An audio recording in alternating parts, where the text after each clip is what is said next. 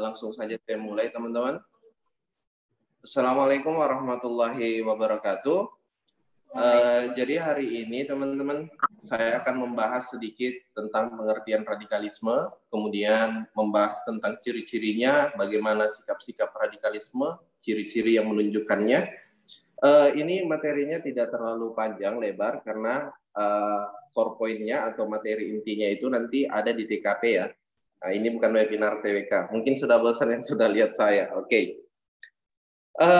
Kemarin sebenarnya sudah dibahas teman-teman mengenai isu radikalisme ini. Jadi isu radikalisme ini merupakan salah satu penghambat jiwa nasionalisme yang bisa merusak persatuan dan kesatuan. Tetapi ingat Ki, walaupun dia menghambat jiwa nasionalisme, bukan berarti dia hanya selalu kalau di TWK itu harus dijawab di sila ketiga, bukan ya? Atau di sila kedua, bukan ya? Tetapi untuk radikalisme sendiri, teman-teman, itu bisa masuk di semua sila, tergantung dari pertanyaan akhirnya. Kalau dia misalnya memaksakan agamanya kepada agama orang lain, itu disebut masuk sila pertama, ya. Dan kalau dia mungkin melakukan kekerasan, itu melanggar sila kedua. Kalau merusak persatuan dan kesatuan, itu melanggar sila ketiga. Kalau dia tidak mau dipimpin dan mau memisahkan diri dari Negara Kesatuan Republik Indonesia dan tidak percaya dengan konsep demokrasi, itu melanggar sila keempat. Dan kalau terakhir itu berkaitan dengan rusaknya kepentingan sosial, misalnya dihancurkannya fasilitas-fasilitas umum dan merugikan banyak kepentingan sosial, itu melanggar sila kelima. Jadi namanya soal hoax, jawabannya juga tidak pasti, teman-teman ya. Jadi tergantung tingkat analisisnya. Oke, langsung saja saya share materinya, teman-teman.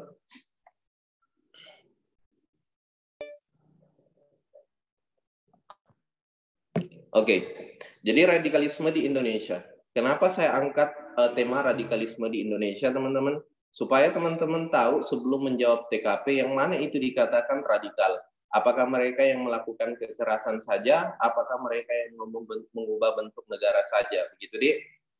Untuk radikalisme sendiri di dalam Kamus Besar Bahasa Indonesia diartikan memiliki arti yang positif dan negatif juga, teman-teman. Jadi ada dua arti, positif dan negatif.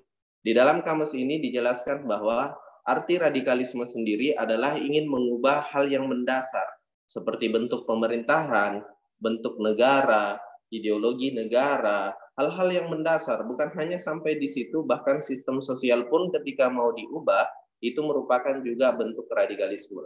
Kemudian di dalam Kamus Besar Bahasa Indonesia juga dijelaskan bahwa radikalisme ini selalu menuntut adanya perubahan dan maju dalam berpikir dan bertindak. Ini pengertian positifnya, oke? Jadi ini adalah pengertian positif. Tetapi terus yang mana?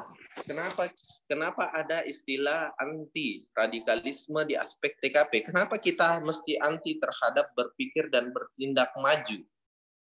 Bukankah Soekarno dan Hatta mereka juga radikal memperjuangkan Indonesia? Bukankah mereka yang berjuang kemudian melawan pemerintah Belanda juga merupakan radikal? Ini tidak bisa diambil kesimpulan begitu ya, teman-teman. Jadi radikal yang dimaksud ini adalah radikal yang negatif, teman-teman. Oke? Jadi kemudian, teman-teman, kita tidak menggunakan pengertian yang ada di Kamus Besar Bahasa Indonesia. Jadi materinya ini teman-teman silakan bisa diambil di BNPT ya, Badan Nasional Penanggulangan Terorisme. Ini materinya langsung dari situ, tetapi saya buatkan PPT-nya supaya lebih terarah pembahasan kita.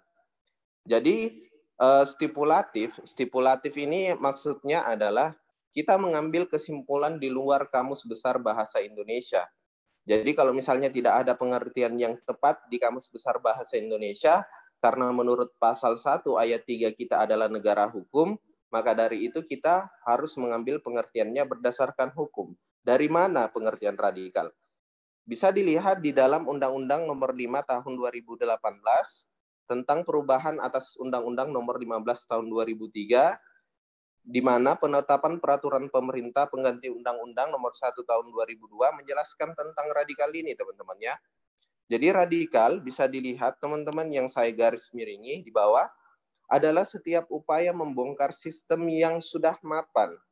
Sudah mapan artinya sudah bertahan sejak lama. Yang sudah ada dalam kehidupan bernegara dengan cara kekerasan. Jadi menurut hukum, radikalisme adalah suatu tindakan kekerasan untuk anti Pancasila. Ya, ini harus digarisbawahi ya teman-teman.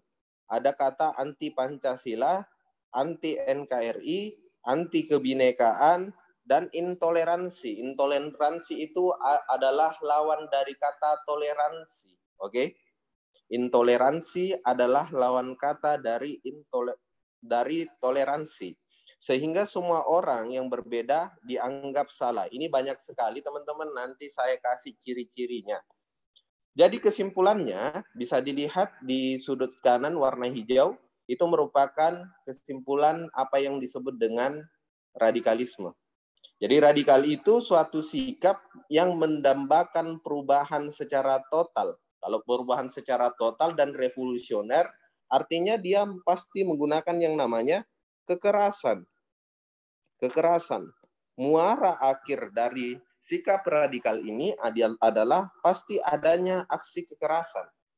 Dengan menjungkirbalikkan nilai-nilai yang ada secara drastis lewat kekerasan-kekerasan dan aksi-aksi yang ekstrim. Ya, ini minggu lalu sudah saya jelaskan apa ini ekstremisme, yaitu menghalalkan segala cara untuk mencapai tujuan.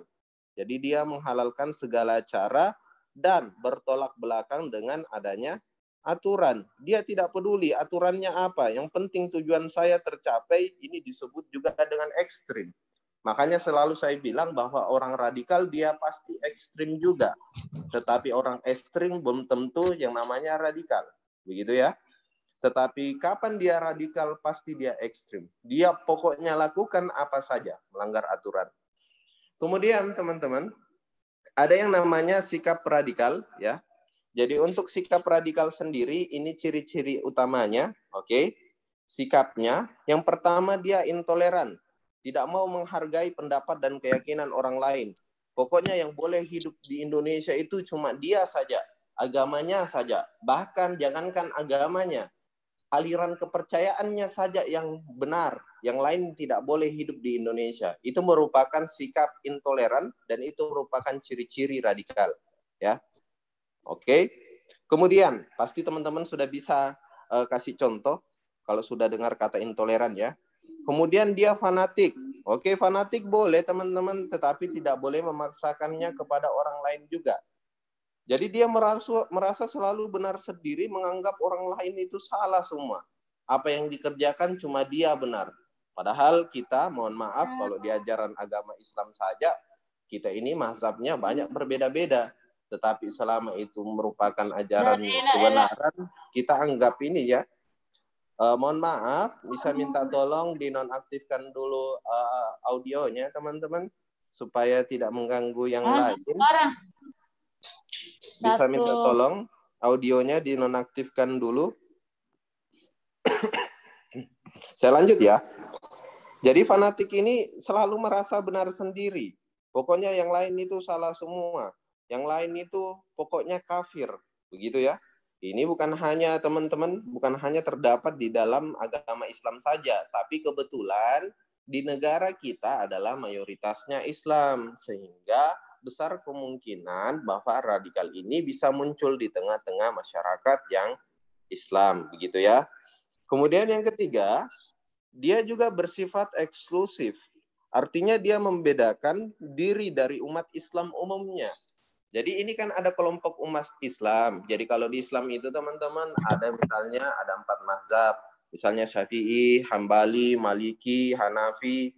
Dia ini membedakan sendiri dirinya. Pokoknya kalau dia saja yang benar. Aliran yang lain itu tidak ada yang benar. Misalnya, kita bisa lihat contoh teman-teman ya. Banyak orang-orang yang sering mengkafir-kafirkan orang lain. Ada bertindak begini langsung kafir. Kalau di Sulawesi Selatan teman-teman ada istilahnya barasanji. Oke. Kalau baru barasanji langsung dikatakan kafir. Itu tidak boleh. Kalau berbeda pendapat Ki misalnya, oh iya, kalau kami percaya bahwa Barasanji itu tidak ada. Tetapi tidak boleh langsung mengkafir-kafirkan. Kapan langsung bilang kafir, bid'ah, bid'ah, bid'ah. Ya, itu tidak boleh sama sekali, teman-teman. Karena ingat Ki, persatuan dan kesatuan yang paling utama. Kemudian yang keempat, dia menggunakan cara-cara kekerasan untuk mencapai tujuan. Ini tadi bahwa ciri-ciri radikal, dia pasti menggunakan yang namanya kekerasan untuk mencapai yang namanya tujuan. Next, ada yang namanya tipe gerakan radikal. Oke. Ini bukan saya yang karang-karang, teman-teman. Jangan sampai ada yang tersinggung atau apa. Ini bukan saya yang karang-karang. Ini saya ambil dari sumbernya BNPT ya. Situs resminya silakan diakses. Ada bukunya. Kita cari saja radikalisme. Oke. Untuk tipe gerakan radikal, teman-teman, ada 3 macam.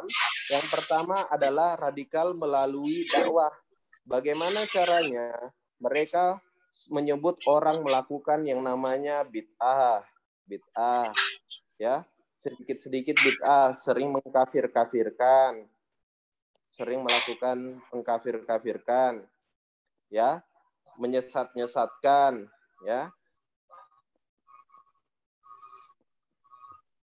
Kemudian intoleran, tidak boleh hidup dengan agama lain misalnya, itu merupakan bentuk dakwah-dakwah yang radikal.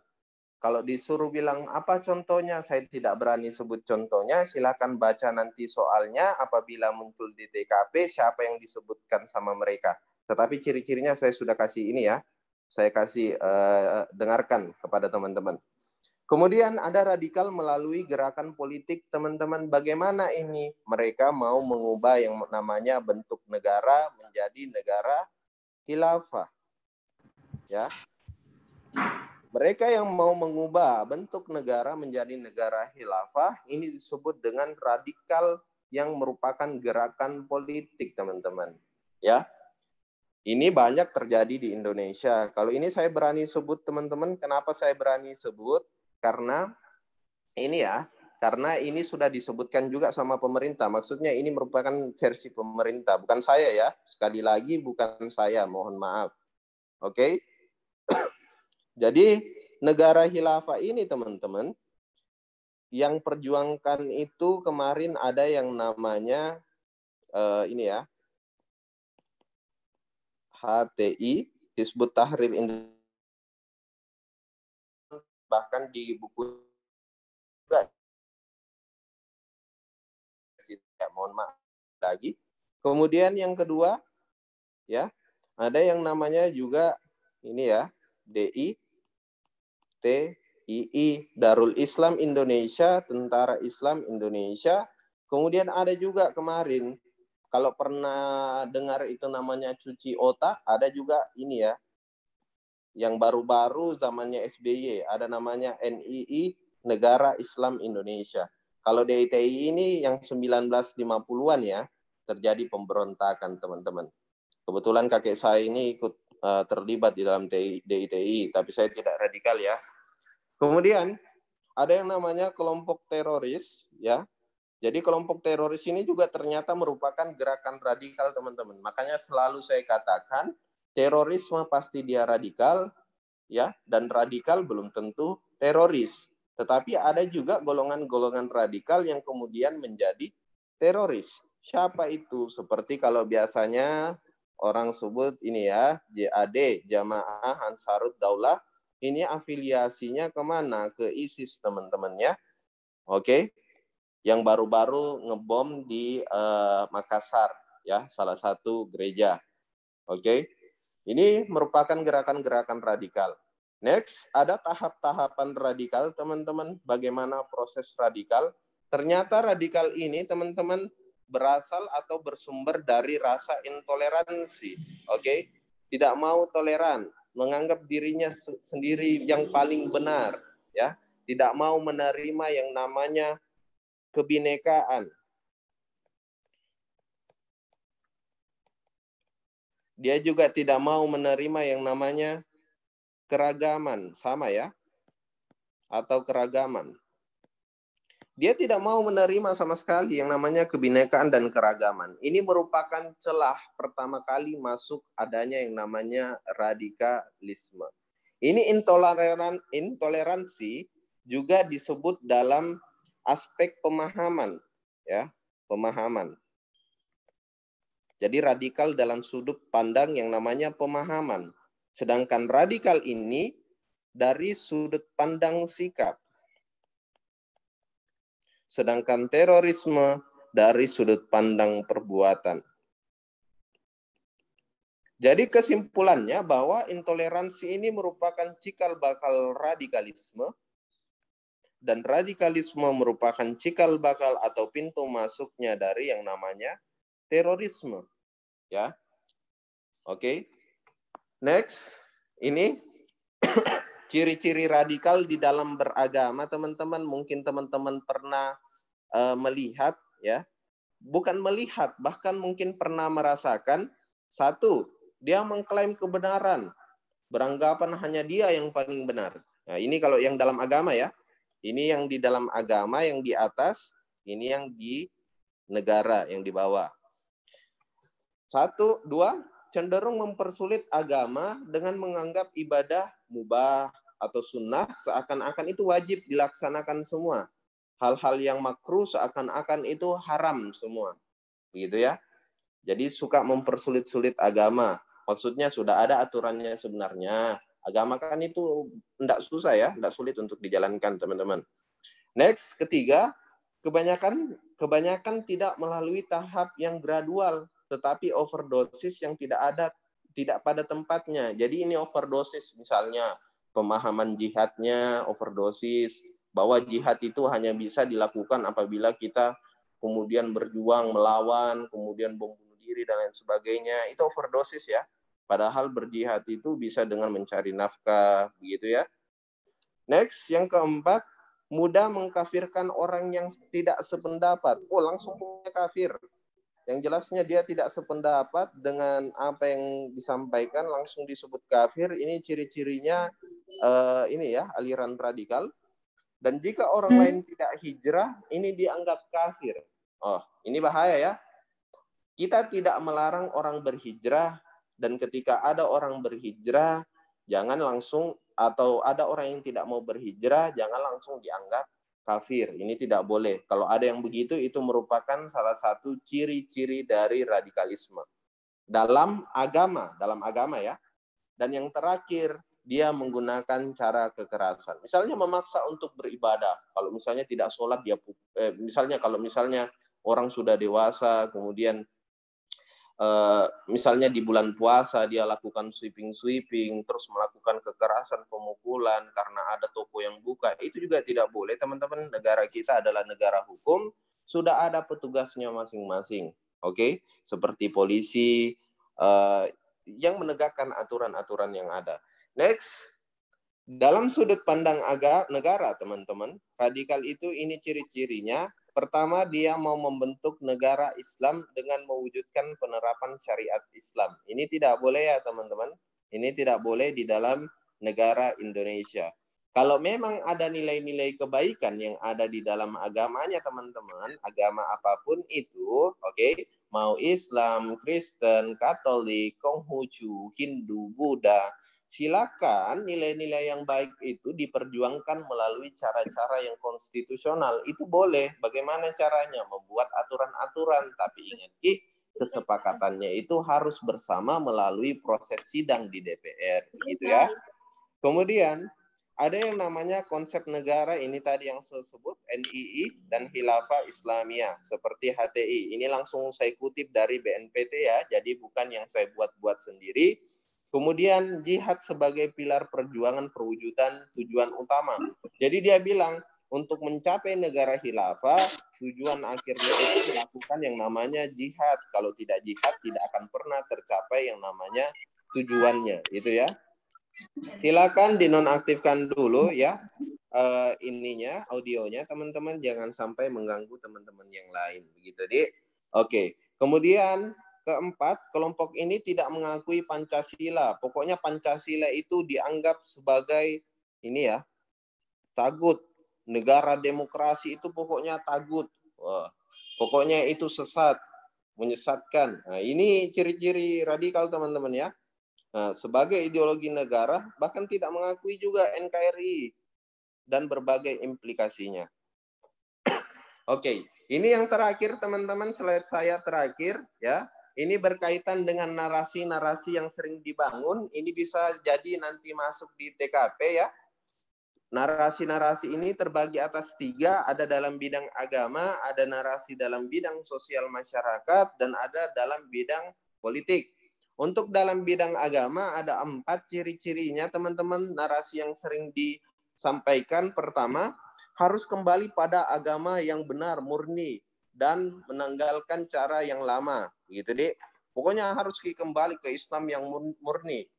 Kemudian yang kedua, yaitu pentingnya perubahan total cara beribadah dan berpakaian. Oke. Ya. Kedua, pentingnya perubahan total cara beribadah dan berpakaian. Ketiga, dia mengkafirkan dan membid'ahkan sekelompok yang berbeda, sekalipun keluarganya sendiri. Oke? Ya. Keempat, kemudian dia mewajibkan dan mengharamkan yang mubah dan makruh. Ini ciri-cirinya ya, teman-teman. Sedangkan di dalam sosial masyarakat, ya, ada 4 juga ciri-cirinya. Dia harus memilih teman. Ya, ini pasti masuk di TKP ya. Yang alfa ini harus memilih teman dan atasan yang mempunyai satu keyakinan. Jadi kalau tidak satu keyakinan tidak boleh ditemani. Ini bahaya ya, radikal. Kemudian yang kedua, dia menghindari bekerja di instansi atau perusahaan yang tidak sesuai dengan ajaran agama. Nah, ini juga bahaya juga ya. Next, yang ketiga, memilih keluar dari lembaga atau institusi yang dipimpin oleh orang yang berbeda agama. Ini juga bahaya teman-teman. Ingat, negara kita ini adalah negara demokrasi, semua orang bisa hidup. Ingat di awal kemerdekaan di pasal 6 saja ayat 1 itu diubah yang tadinya mensyaratkan presiden teman-teman. Jadi di pasal 6 ayat 1 saja yang presiden ya. Pasal 6 ayat 1 ya, di tanggal 18 Agustus itu diubah sebelum disahkannya Undang-Undang Dasar teman-teman ya. Ya, di dalam batang tubuhnya apa itu syarat presiden menjadi warga, jadi syarat seseorang menjadi presiden, yaitu harus warga negara Indonesia yang beragama Islam, Indonesia asli sejak kelahiran, embel-embel agama.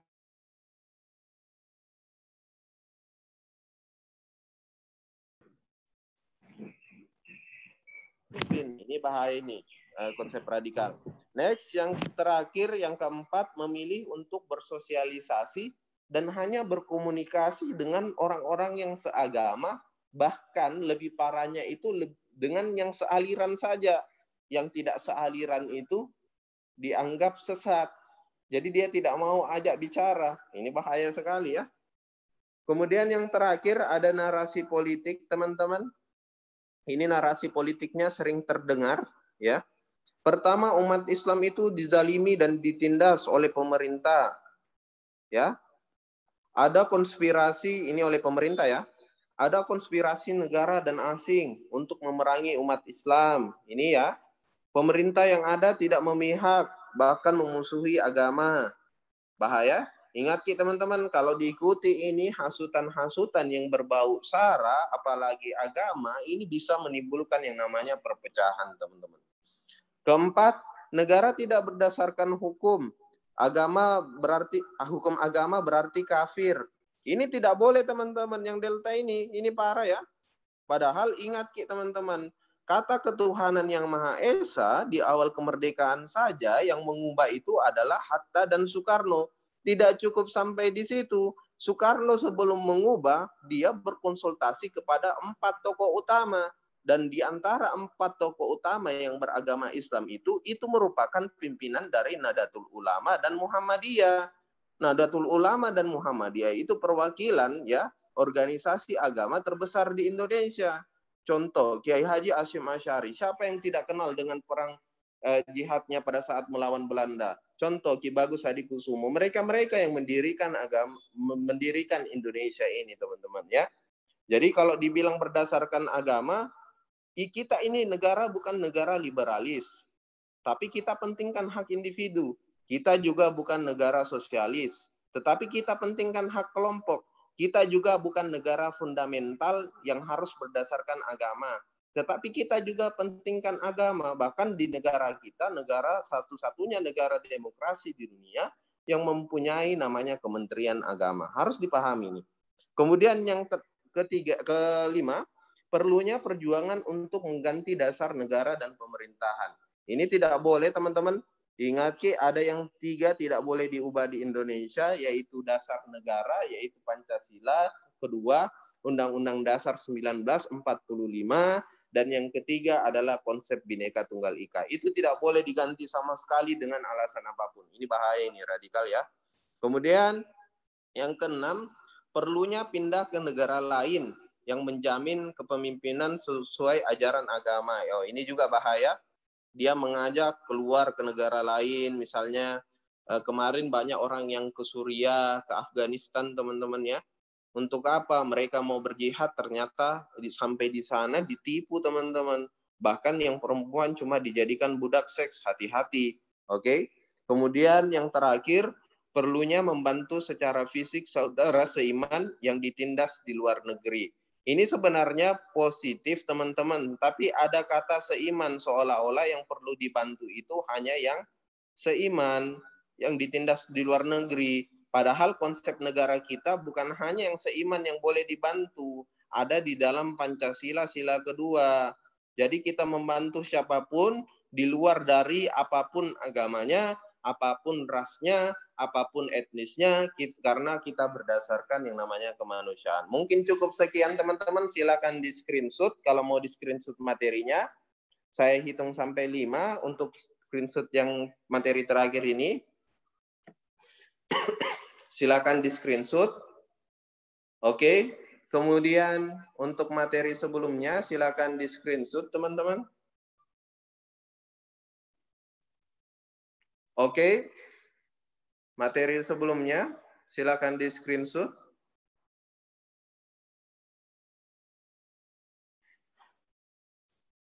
Oke. Materi berikutnya, silakan di screenshot. Apabila mau di screenshot, teman-teman.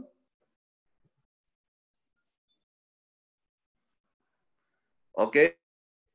Materi berikutnya, silakan.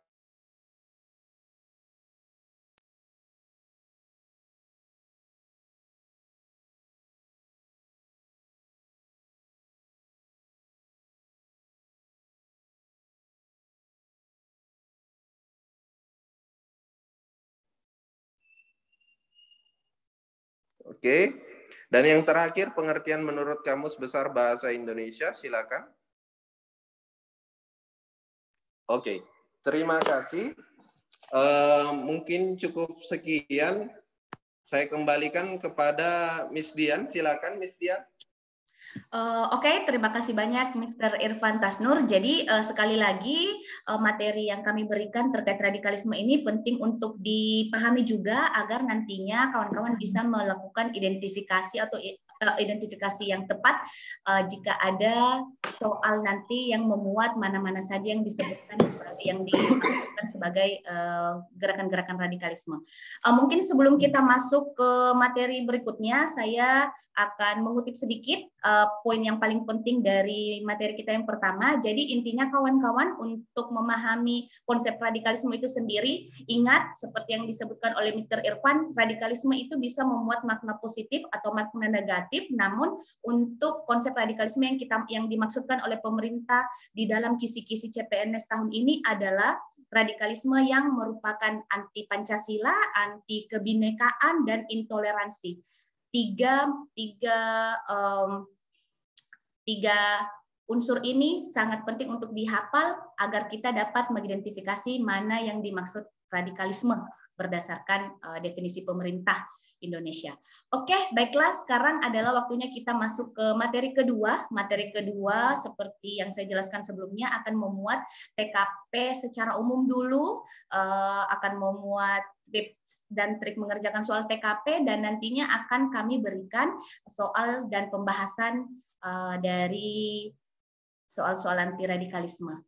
Seperti itu. Namun mohon maaf terlebih dahulu kawan-kawan karena saat ini Miss Nurul Afrianti sedang sedang mendampingi orang tua di rumah sakit, jadi mungkin akan seperti dilihat di layar Miss Nurul menggunakan masker. Jadi jika kawan-kawan punya headset, silahkan gunakan headsetnya. Mohon maaf atas kekurangannya dan mohon dimaklumi kondisi pada pagi hari ini. Oke, silakan Miss Nurul Afrianti. Saya serahkan kepada Miss. Oke, bisa didengar dengan jelas, Miss? Oke. Assalamualaikum warahmatullahi wabarakatuh dan selamat pagi, teman-teman. Waalaikumsalam warahmatullahi wabarakatuh. Oke. Suaranya kedengaran jelas ya, teman-teman ya? Waalaikumsalam. Jelas, Bu. Ya, jelas. Ya. Jelas, Bu. Jelas, Bu. Jelas, Bu. Jelas, Kakak. Oke. Iya, jelas, Bu. Jelas, Bu. Oke, terima kasih, teman-teman. Nah, seperti yang disampaikan tadi Miss Dian ya, lagi saya minta maaf ya atas kekurangan yang terjadi selama pembelajaran kita beberapa jam ke depan ya. Oke. Nah, sebelum saya masuk ke materi TKP untuk radikalisme, alangkah baiknya kita mengenali dulu dasar-dasar dari tes karakteristik pribadi agar nantinya teman-teman mudah untuk mengerjakan untuk soal-soal radikalisme. Oke, saya akan lakukan share screen biar teman-teman bisa melihat materi yang akan saya berikan.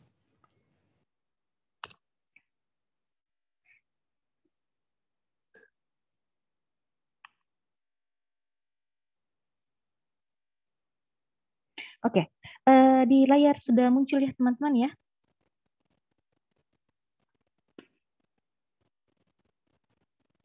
Gimana? Sudah, Bu. Sudah, Miss. Sudah ya? Iya, Miss. Ya, teman-teman. Nah, oke. Buat teman-teman yang pernah bertemu sama saya pasti sudah familiar dengan materi-materi ini ya, tapi saya akan khususkan pertemuan hari ini khusus ke radikalisme. Oke, nah teman-teman sebelum kita masuk ke soal radikalisme, kita kenali dulu TKP itu seperti apa sih teman-teman. Di layar teman-teman bisa lihat bahwa tes TKP merupakan skala yang mengukur kemampuan. Nah, di sini teman-teman bisa lihat. Nah, yang digunakan untuk mengukur kemampuan individu dalam bertindak pada situasi tertentu. Oke, teman-teman. Selanjutnya, tes karakteristik pribadi ini hanya digunakan pada seleksi pekerjaan atau seleksi CPNS ataupun kedinasan. Jadi, untuk TKP sendiri hanya digunakan untuk seleksi CPNS dan kedinasan saja, tidak digunakan untuk instansi-instansi yang lainnya. Oke, selanjutnya teman-teman. Bukan merupakan tes psikologi yang mengukur kepribadian. Didapat ya teman-teman ya, TKP bukan tes psikologi yang mengukur kepribadian. Nah, jadi TKP itu merupakan skala sikap. Nah, sehingga TKP hanya skala sikap. Karena dia skala sikap, maka yang diminta adalah teman-teman diminta untuk memberikan performa terbaik yang ada pada dalam diri individu untuk menjawab soal-soal yang telah diberikan oleh pemerintah. Didapat teman-teman ya. Jadi TKP itu tidak mengukur kepribadian ya. Jadi jangan menjawab TKP berdasarkan kepribadian tak.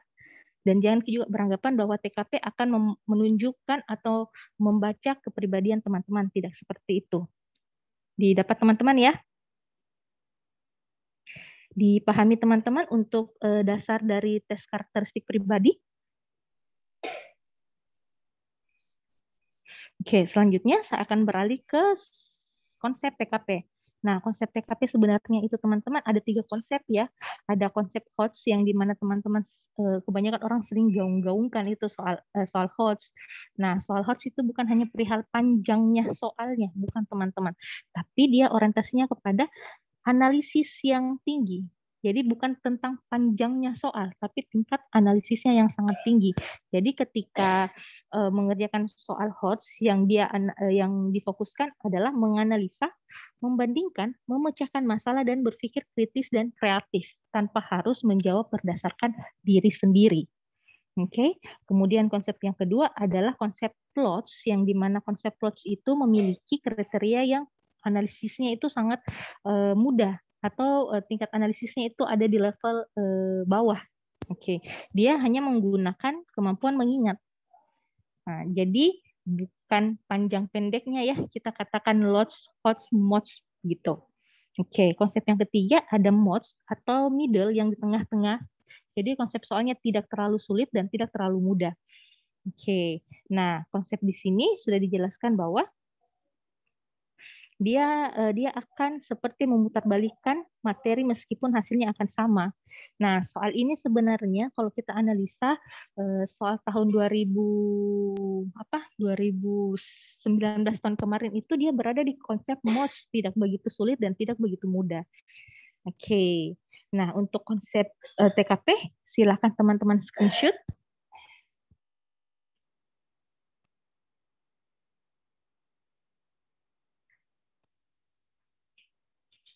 Oke, kalau sudah saya akan beralih ke slide selanjutnya. Nah, di sini teman-teman saya akan menjelaskan peraturan ya berdasarkan peraturan perempan RB tahun nomor 27 tahun 2021 menyatakan bahwa terdapat sebenarnya ada 6 aspek dalam pengukuran TKP. Nah, untuk pelayanan publik itu sendiri, di sini saya sudah memberikan kata kunci untuk mengerjakan setiap soalnya ya. Nah, untuk pelayanan publik itu sendiri, dia bertujuan untuk menampilkan perilaku berdasarkan tugas dan kewenangan. Oke. Nah, kemudian untuk jejaring kerja, dia orientasinya kepada membangun dan membina hubungan dengan orang lain. Kemudian sosial budaya, tujuannya dan orientasinya kepada toleransi dan adaptasi. Karena kenapa sosial terdiri dari 2 suku kata, sosial itu berhubungan dengan adaptasi dan budaya berhubungan dengan toleransi. Selanjutnya TIK, dia lebih kepada memanfaatkan teknologi informasi secara efektif. Di sini diminta bagaimana cara teman-teman memanfaatkan menggunakan IT pada zaman sekarang. Oke. Selanjutnya profesionalisme. Di profesionalisme itu bertujuan kepada pelaksanaan tugasnya dan pelaksanaan fungsinya dengan jabatannya sendiri.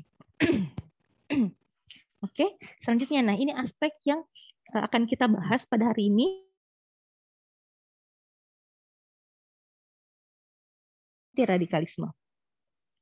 Di sini materi anti-radikalisme saya jelaskan secara umum untuk TKP, yaitu untuk menjaring informasi dari individu tentang pengetahuan terhadap anti-radikalisme. Kecenderungannya terhadap bersikap, bertindak saat menghadapi stimulus dengan beberapa situasi atau alternatif situasi. Nah, untuk radikalisme sebenarnya teman-teman hampir sama dengan penjelasan Sir Irfan tadi ya. Sir Irfan sudah menjelaskan banyak tadi tentang radikalisme, dan untuk ke TKP itu konsepnya masih sama teman-teman, untuk aturan dan syarat hal-hal yang tidak boleh dilakukan individu untuk menangkal sikap radikalisme itu akan sama. Hanya saja kalau di TKP itu lebih kepada tindakan kita, sikap kita ketika menghadapi orang-orang yang memiliki atau berpahaman tentang radikalisme. Namanya saja anti radikalisme, berarti kita harus menolak ya. Kita harus menolak, kita tidak boleh menyetujui dan kita tidak boleh sepakat. Namun kita masih menjunjung tinggi yang namanya toleransi dan adaptasi. Oke, teman-teman ya. Untuk aspek TKP, silakan teman-teman screenshot.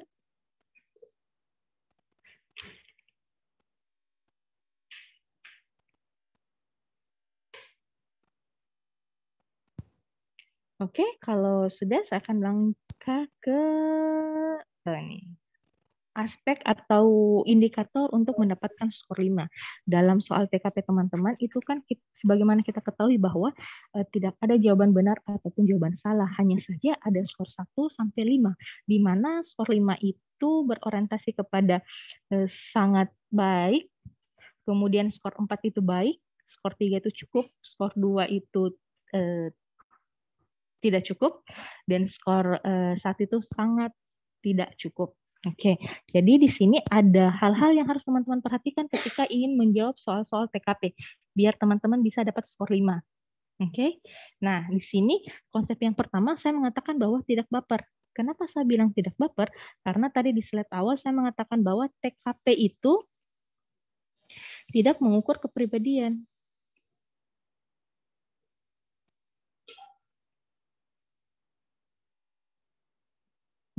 TKP itu tidak mengukur kepribadian. Jadi, jangan menjawab berdasarkan pengalaman tak, perasaan tak, atau kemauan tak.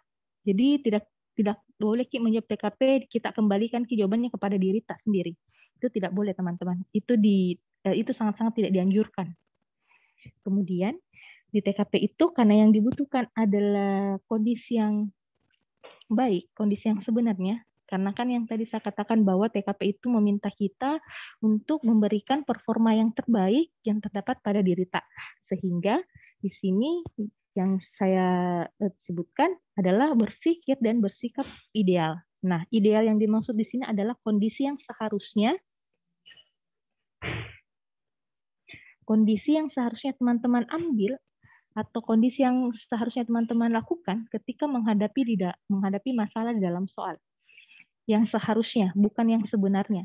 Karena kalau kondisi yang sebenarnya itu kondisi realita yang biasa kita lakukan.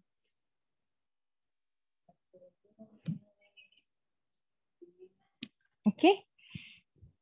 Selanjutnya, untuk mendapatkan skor 5 juga itu opsi jawaban untuk skor 5 itu harus menghasilkan solusi.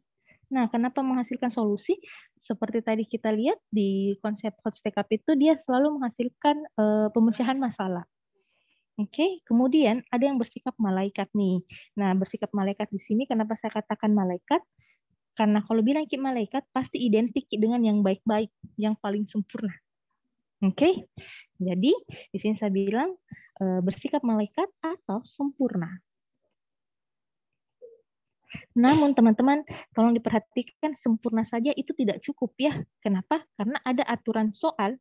Di sini ada aturan soal yang harus kita perhatikan dan ada aturan hukum alam yang harus kita juga perhatikan. Jadi meskipun dia sempurna, tapi ketika dia tidak sesuai dengan aturan soal, itu tidak bisa dapatkan skor 5. Nah, begitupun juga sebaliknya. Meskipun sudah sesuai dengan aturan soal, tapi dia tidak malaikat, itu juga tidak bisa. Jadi semuanya dari 1 sampai 6 ini saling berkaitan.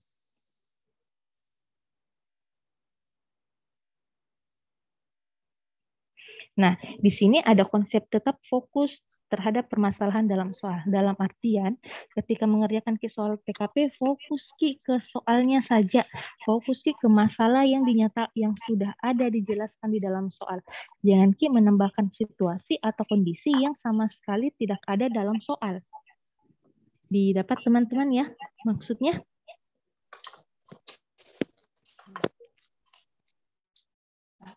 Oke, sampai di sini ada yang ingin ditanyakan teman-teman?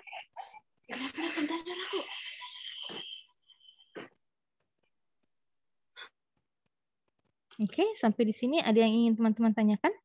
Mungkin saya bisa lihat kolom room chat dulu ya. Oke, ternyata.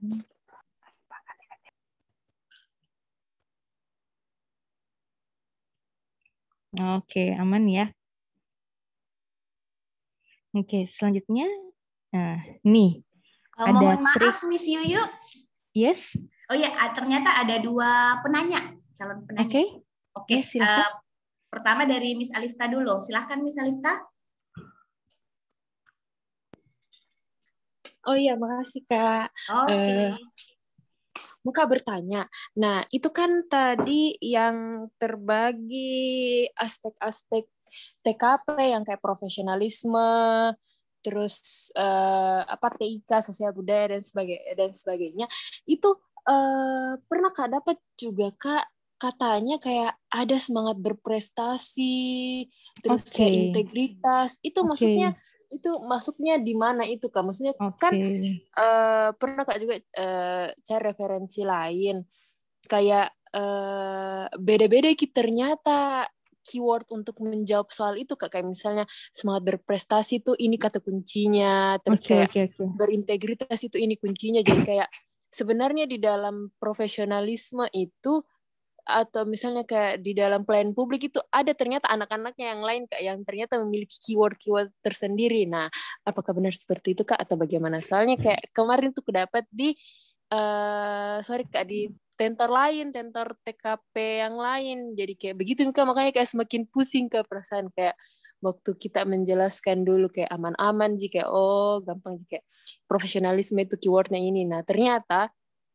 setelah belajar lagi sama yang di sana kayak ternyata terpecah kayak ada semangat berprestasi kayak begitu-begitu kayak makanya kayak apakah benar seperti itu dan bagaimana caranya ditahu jenis soalnya gimana. Kasih.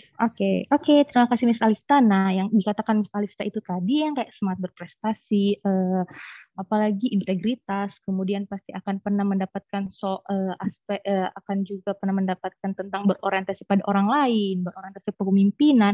Nah, sebenarnya itu teman-teman adalah aspek yang bukan dikeluarkan untuk tahun ini. Didapat maksudnya, semangat berprestasi itu adalah merupakan salah satu aspek di mana aspek tersebut dikeluarkan untuk pada periode CPNS 2018 kemarin. Dipahami Miss Alista? Jadi ini 1-6 ini adalah aspek yang untuk tahun ini. Aspek yang tadi kita katakan integritas itu sebenarnya salah satu aspek di soal TKP karena secara umum di TKP itu sebenarnya ada 9-12 aspek. Kalau kita lihat dimanapun itu pasti ada 9-12 aspek yang diberikan. Nah, seperti itu teman-teman. Bagaimana Miss Alista?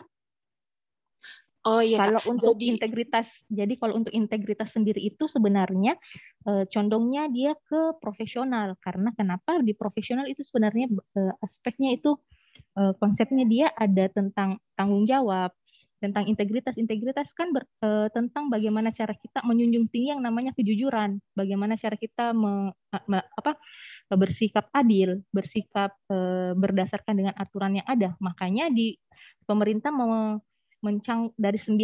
dari 12 atau 9 aspek tersebut dia cangkup menjadi 5 aspek yang bisa masuk dari setiap aspek di setiap aspek yang ada di 6 ini. Nah, kalau untuk jejaring atau kalau untuk semangat berprestasi itu sebenarnya sudah tidak ada lagi di tahun ini teman-teman. Didapat? Oh iya. Oke Kak, berarti itu yang kayak begitu itu pernah dijabarkan tuh Kak, kayak banyak sekali aspek-aspeknya. Maksudku kayak kenapa enggak dirangkumkan saja menjadi satu? Maksudnya yang kayak seperti yang kita jelaskan waktu di kelas tuh Kak, kayak kenapa sulit atau jangan-jangan itu kisi-kisi yang beberapa tahun lalu atau memang sebenarnya kisi-kisi tahun ini dan tahun sebelumnya cuman lebih dijabarkan atau bagaimana itu Kak? Gitu Mika, dia jabarkan semua aspeknya dari 12 aspek 12 atau 9 aspek karena secara umum itu TKP ada 9 atau 12 aspek. Makanya terkadang kalau dapat di tempat yang lain biasa banyak sekali aspek yang dia kasih. Mungkin teman-teman yang pernah ikut di kelas saya di tahun lalu itu saya menjabarkan 9 aspeknya. Gitu. Jadi saya menjabarkan aspek ini berdasarkan dengan peraturan yang telah dikeluarkan oleh pemerintah. Gitu, Miss Alista. Oke Kak, makasih. Ya, sama-sama. Selanjutnya Miss Dian, mungkin masih ada? Oke, jadi saya dapat pesan dari Miss Wahyuni. Miss Wahyuni salah pencet Ji. Oke, jadi kita langsung saja ke Mr. Hasrul. Oke, silakan Mr. Hasrul. Ini Mr. Hasrul lah ya, bukan? Ya Kak, salam kenal Kak. Sebelumnya kan sudah bertemu juga. Ya, kayaknya kita sudah pernah bertemu berkali-kali ya. Iya, sering kayaknya. Silahkan, Sir. Begini, Miss. Ini kan dari peraturan Permenpan RB nomor 27 kan ada anti radikalisme. Iya. Nah, kalau saya melihat dari anti radikalisme pasti ada sesuatu, mungkin permasalahan yang timbul sehingga dimunculkan di TKP ini. Nah, mungkin pertanyaan saya, Dan sudah dijelaskan juga sebelumnya bahwa anti radikalisme ini ada positif dan negatifnya. Dan kemungkinan itu negatifnya yang muncul. Mungkin bisa dijelaskan secara detail atau mungkin garis besarnya kenapa pemerintah memunculkan soal anti radikalisme saat ini. Karena biasanya kan berhubungan nanti soalnya ke baik. Mungkin itu aja sih Kak. Terima kasih. Oke, nah ini kayaknya pertanyaannya agak lebih ke spesifik ke pemerintahnya ya.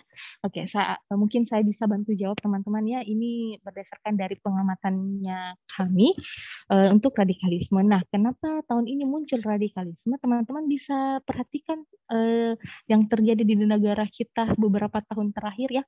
Mungkin sekitar 1 atau 2 tahun terakhir ini marak-marak sekali atau lagi genjot-genjotnya pemerintah melakukan suatu tindakan di mana tindakan tersebut itu lebih kepada keinginannya saja didapat, maksudnya Hasrullah. Iya Kak, karena mungkin alasan pemerintah memberikan aspek tersebut di tahun ini biar masyarakat mungkin bisa tahu lah bahwa ternyata ada sikap yang tidak ada sikap yang dalam kehidupan sehari-hari kita biasa kita lakukan, tapi kita tidak sadari bahwa itu merupakan anti radikal, bahwa itu merupakan sikap radikal. Seperti tadi yang dikatakan Sir Irfan ya, yang perihal agama, untuk jika seseorang melakukan perbedaan atau membeda-bedakan agama, sebenarnya itu dia sikapnya radikal, tapi dia tidak terlalu begitu kelihatan karena tidak masuk di dalam kategori yang meresahkan gitu. Tapi tahun ini banyak sekali tindakan pemerintah yang mungkin saja condong ke anti radikalisme yang sudah sangat meresahkan warganya gitu. Jadi kita diminta untuk mengenali sikap-sikap radikalisme, bisa jadi ya seperti itu ya. Kalau alasan tersendirinya itu kayaknya pemerintah tidak kasih tahu. Iya, makanya itu Kak, karena mungkin pas dikasih tahu aja pada saat nanti dimunculkan soalnya. Mungkin alasannya itu seperti itu ya. Nah, makanya saya kan lebih bagus kalau kita mencari-cari informasi.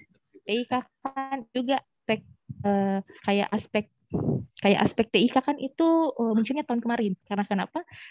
Pergantian tahun di 2018 ke 2019 itu genjot ya namanya IT, di mana-mana berlomba-lomba melakukan upgrade tentang teknologinya. Jadi makanya diadakan. Jadi kayaknya ini kalau TKP teman-teman akan mengikuti perkembangan zaman. Oh iya Kak. Oke. Gimana teman-teman? Bagaimana Miss Dian? Apakah masih ada yang bertanya? Untuk saat ini sudah cukup Miss, boleh dilanjutkan. Terima kasih banyak. Selanjutnya. Nah, kita lihat. Nah, ini ada trik dan tips sebenarnya mengerjakan soal TKP. Ini sebagian sih. Ini hanya sebagian trik dan tipsnya. Mungkin buat yang pernah bergabung, mereka sudah bosan dengar trik dan tips ini ya. Oke. Nah, ini. Nah, teman-teman, di sini ada trik. Yang pertama, kerjakan dari opsi. Oke. Konsepnya soal TKP itu seperti ini, teman-teman. Kan kita diminta untuk mencari opsi jawaban yang skor 5 nih. Kita tidak diminta untuk mencari opsi jawaban yang benar. Oke, makanya untuk mengetahui yang mana baik atau tidak, kita baca opsinya saja dulu terlebih dahulu. Kita baca opsinya. Ketika kita baca opsinya, kita lakukanlah eliminasi. Ini ya, kita baca opsinya, kemudian kita lakukan eliminasi. Nah, trik eliminasinya itu teman-teman bisa menerapkan indikator skor 5 yang slide sebelumnya. Ini teman-teman gunakan pada saat teman-teman ingin eliminasi opsi jawaban. Oke. Setelah teman-teman lakukan eliminasi, teman-teman bisa langsung ke soalnya. Ini trik yang pertama. Kemudian tipsnya adalah jangan berlama-lama di dalam satu soal. Sebaiknya teman-teman langsung kerjakan, karena ini teman-teman tidak diminta untuk kita tidak diminta untuk berpikir lama-lama. Kita diminta untuk mencari opsi jawaban yang sangat baik gitu. Selanjutnya, nah ini kesalahan yang fatal teman-teman ketika teman-teman mengubah atau mengganti opsi jawaban. Jadi kalau kerjakan soal TKP jangan ubah-ubah jawabannya dan jangan ganti jawabannya. mending jangan Meki dulu jawab daripada kita jawab terus kita ganti. Karena kenapa? Tidak ada jaminan bahwa setelah kalian mengganti, teman-teman akan mendapatkan skor yang lebih tinggi. Dan begitu pun sebaliknya, teman-teman. Dan untuk trik kedua ya, seperti yang telah dituliskan ya di situ, trik kedua silahkan gabung dulu bersama kami di Macha Education, biar teman-teman bisa mendapatkan banyak trik-trik dan cara mengerjakan soal-soal TKP. Oke, selanjutnya. Nah, ini ya. Nah, ini ini kesimpulan dari definisi definisi radikalisme. Nah, definisinya adalah radikal merupakan sikap atau upaya membongkar sistem yang sudah mapan yang dalam kehidupan bernegara dengan cara kekerasan. Jadi menurut hukum radikalisme adalah suatu tindakan kekerasan untuk anti Pancasila, anti NKRI, anti kebinekaan dan intoleransi, sehingga semua orang yang berbeda dengannya dianggap salah. Nah, ini kan tadi yang sudah dijelaskan sama Sir Irfan. Jadi di sini anti radikalisme merupakan sikap yang merupakan lawan dari radikalisme. Jadi konsepnya dari radikalisme adalah menolak. Karena kan kita diminta untuk melawan ya, merupakan lawanan dari radikalisme. Nah, anti radikalisme. Kalau radikalisme kita setuju, jadi kita anti, berarti kita harus menolak sikap-sikap radikalisme. Begitu. Gimana teman-teman? Sebelum saya melangkah ke contoh soal, ada yang ingin ditanyakan? Saya kembalikan ke Miss Dian. Oke, Miss. Jadi untuk sampai di definisi radikalisme ini, saya rasa kawan-kawan sudah paham betul ya, karena kebetulan tadi sudah dibahas juga sama Mr. Irfan. Jadi yang perlu dicatat dari materi ini mungkin di bagian anti radikalismenya. Jadi karena anti radikalisme itu merupakan kebalikan dari radikalisme, jadi perlu kita perhatikan baik-baik yang sudah ditulis oleh Miss Nurul. Inti dari anti radikalisme itu adalah menolak radikalisme itu sendiri. Mungkin dari Miss Nurul Afrianti, informasi tambahan apa lagi yang perlu kawan-kawan tahu seputar anti radikalisme, terkait sikap urutan sikap apa yang kita lakukan dalam menghadapi isu radikalisme atau dalam menghadapi orang-orang yang terindikasi radikalisme. Mungkin bisa dijelaskan dari yang paling halus yang bisa kita lakukan sebagai warga negara yang baik dan sampai yang paling tinggi lah, atau bisa dibilang berhubungan dengan hukum mungkin. Oke, silakan. Oke.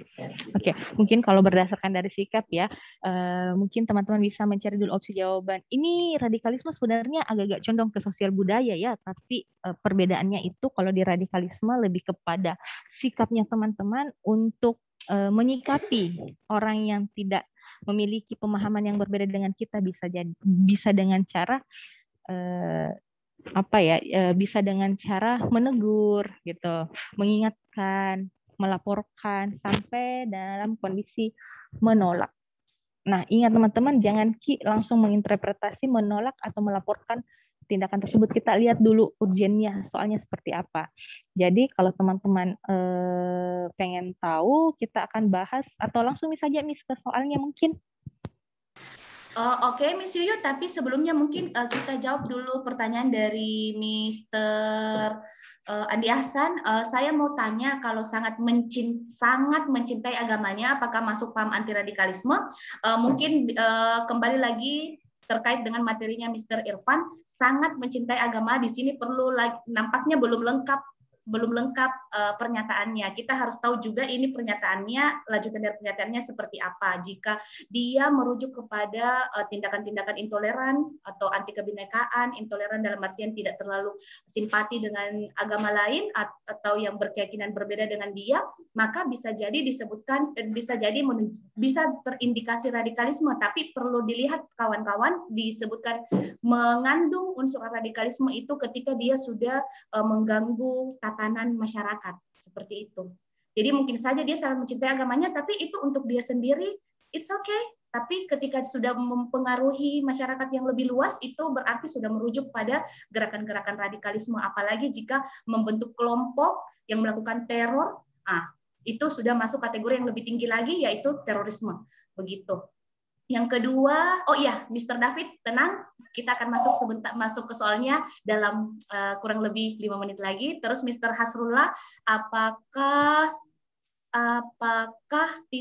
tidak mau menerima saran masuk ke dalam kategori radikal? Tidak mau menerima saran? Bagaimana menurut Miss Yuyu? Tergantung konsep soalnya seperti apa, sarannya seperti apa. Kalau misalkan orang memberikan saran terus mengajak kita untuk menjadi orang yang radikal, otomatis itu tidak bisa, teman-teman. Oke, seperti sesingkat itu ya, Mr. Iya, Hasrullah. singkat.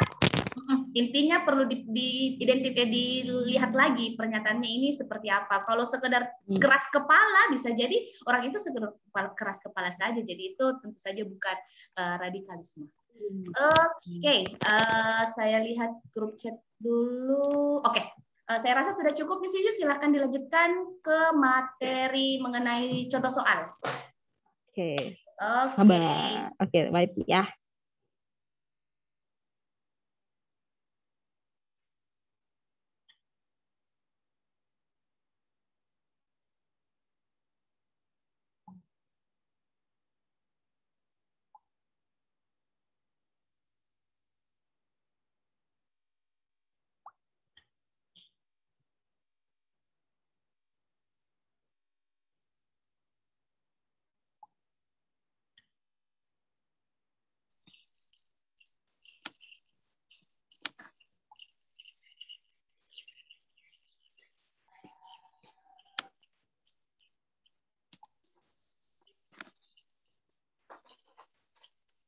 Oke.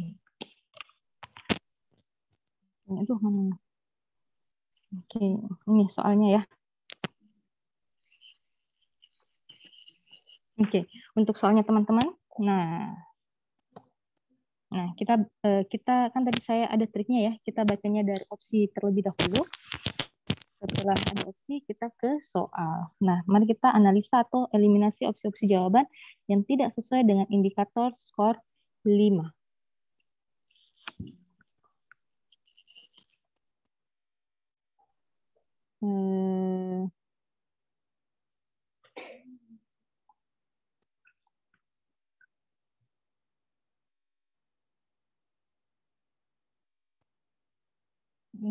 Tunggu ya.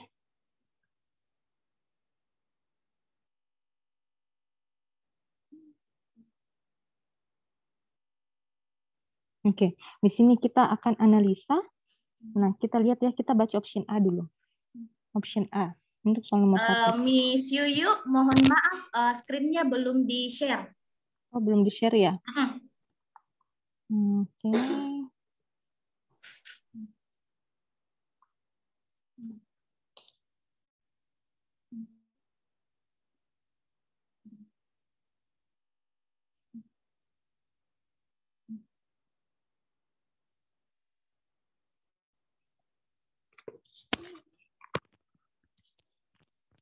Oke, sudah muncul.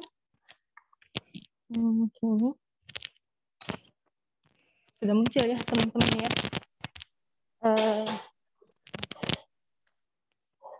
Tunggu ya, teman-teman. Saya mute dulu untuk sementara.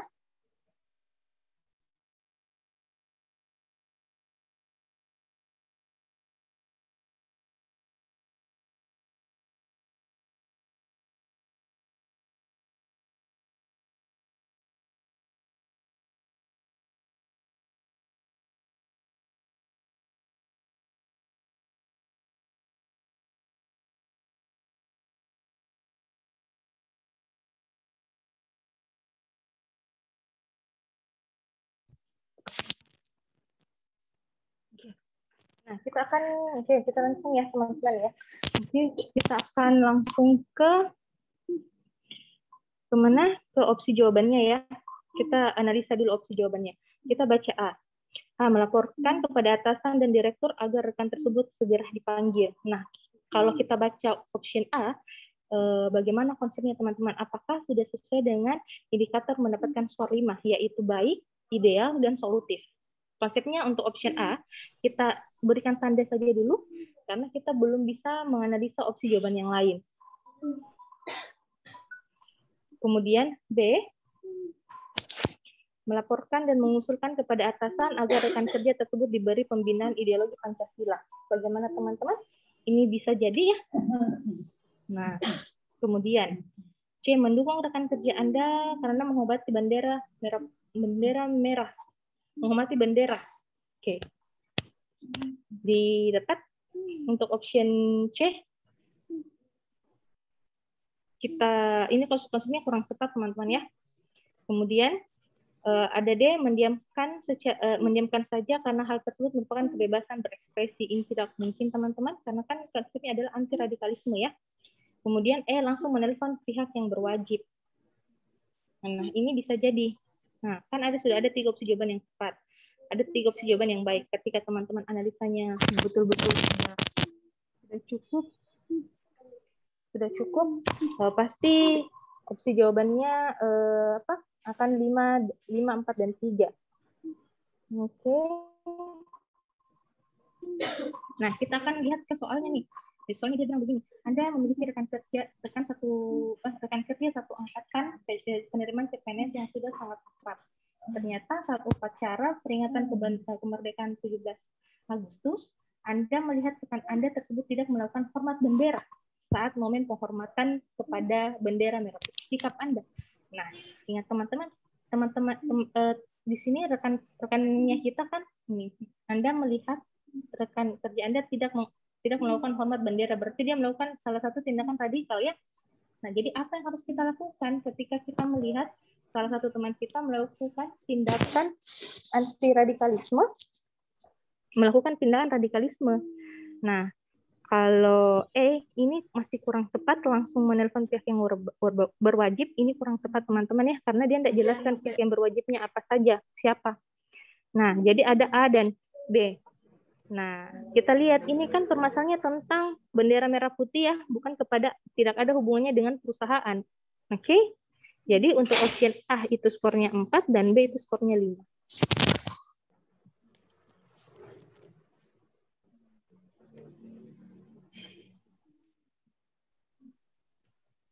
Gimana teman-teman? Ada yang mau ditanyakan?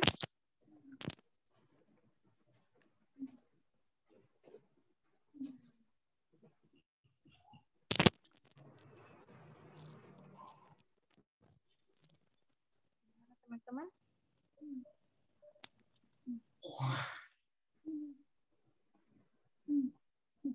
Ada yang mau ditanyakan?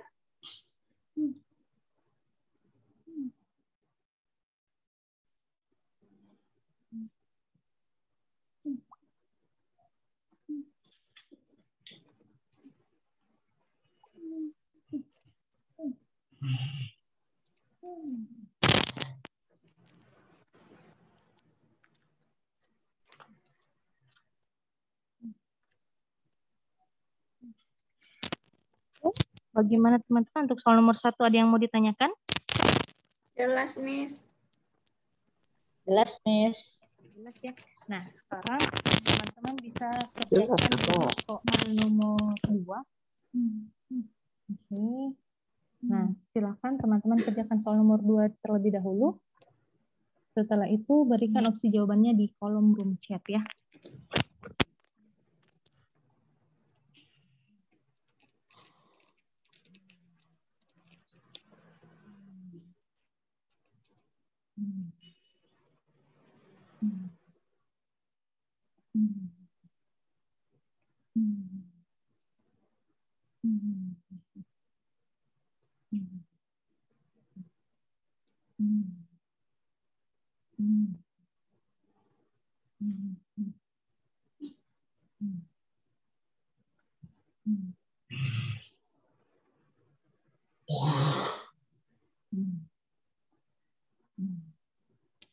Silakan teman-teman, silakan dijawab dan berikan opsi jawaban di kolom room chat.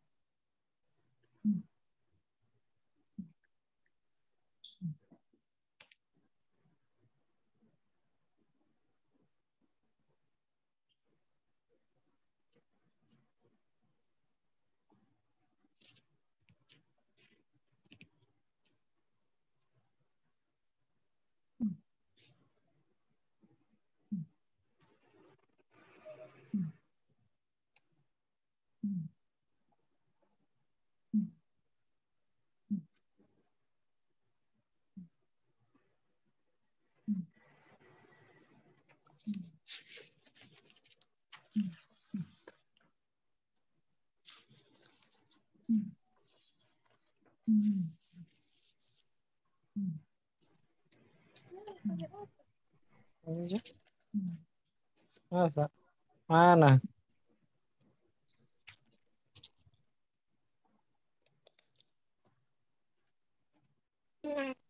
Mungkin Miss Dian bisa bisa berikan sama saya opsi-opsi jawaban apa saja yang peserta munculkan, Miss? Oh ya, Miss. Jadi untuk opsi jawabannya itu dari 60 chat yang masuk itu mayoritas jawabnya B. Oke, mayoritas jawabnya B ya? Jawabannya B. Saya akan masukkan dulu kamera. Oke.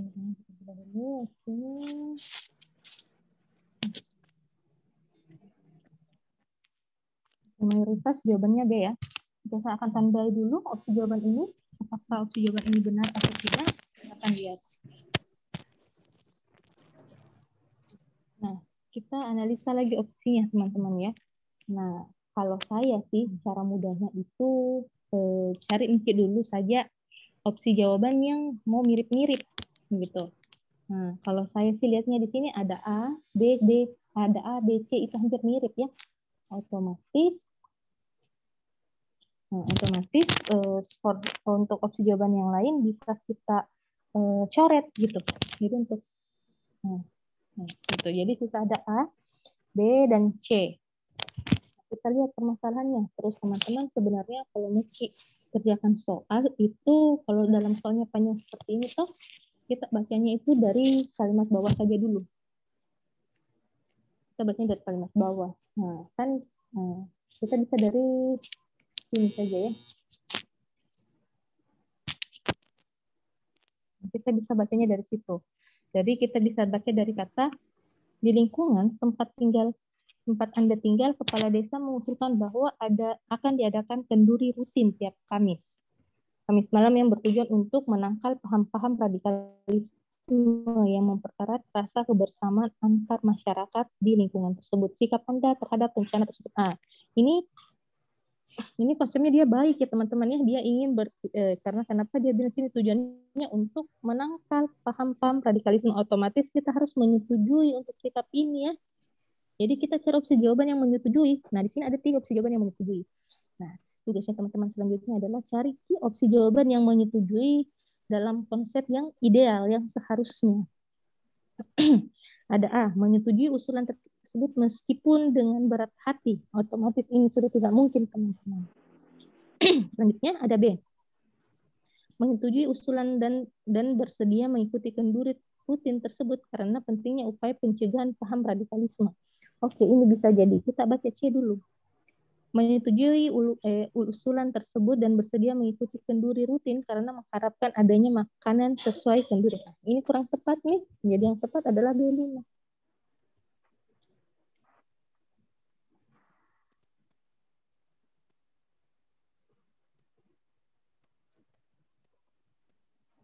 Gimana teman-teman?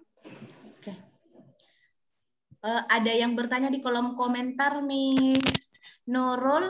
Katanya Miss kalau seperti ini tipe soalnya termasuk high atau middle? Apakah termasuk ini hot? Middle. Oh, middle ya. Oke. Middle. Jelas ya, Miss? Miss Alfira? Ya, kenapa kita mengatakan middle? Karena di dalam soal dia sudah menjelaskan tentang konsep yang mau dicari. Dia sudah kasihkan clue bahwa yang mau dicari itu tentang persetujuan untuk melakukan penangkalan sikap-sikap radikalnya. Gimana, Miss Dian? Bisa dilanjut, Miss? Oke. Kita lanjut ya ke soal nomor 3. Oke. Nah, sekarang silahkan lagi teman-teman kerjakan soal nomor 3. Nanti di soal nomor 4 dan 5 kita akan bahas bersama-sama. Silakan teman-teman kerjakan soal nomor 3 dan silakan teman-teman berikan opsi jawaban di kolom chat ya. Biar Dian memberikan saya clue dari opsi jawaban yang muncul di kolom komentar.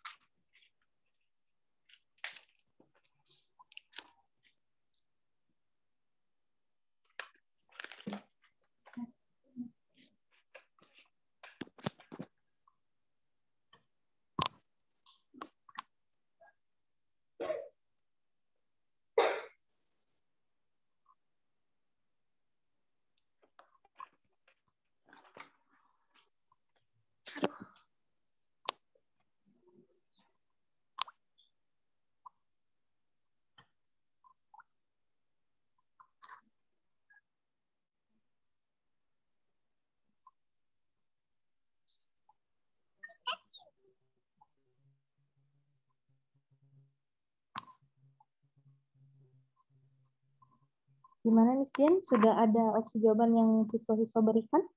Oh iya, dari 33 peserta, jadi pilihan jawabannya itu ada 2 yang dominan, Miss. Ada yang jawab B, ada yang jawab E.